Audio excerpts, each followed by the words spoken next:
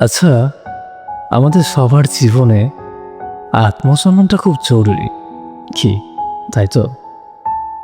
কেউ রাখতে না চাইলে সেখানে বারবার থাকতে চাওয়ার মতো আবদার না জন্মুক। কেউ থাকতে না চাইলে বারবার তাকে রাখতে চাওয়ার মতো দরদ আমাদের হতে প্রকাশ না হোক। এই বিষয় দুটো একটু কঠিন, তবে সম্ভব। সুন্দর একটা মনের মানুষ আপনি। কাউকে একটু ভালো লাগে বলে, ভালোবাসতে ইচ্ছে করে বলে ব্যক্তিত্বটুকু কি বিসর্জন দেবেন?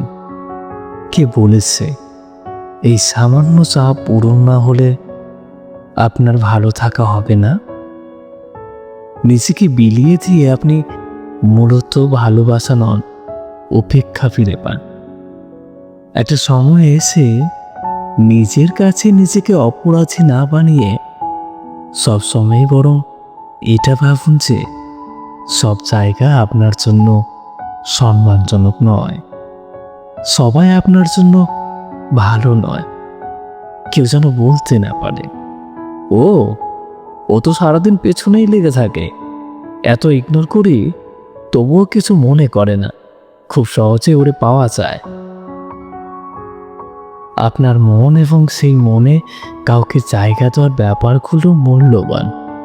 তাই পথের সাথী হিসেবে সবাইকে চাইতে নেই। সঙ্গ সঙ্গী হোক সুন্দর,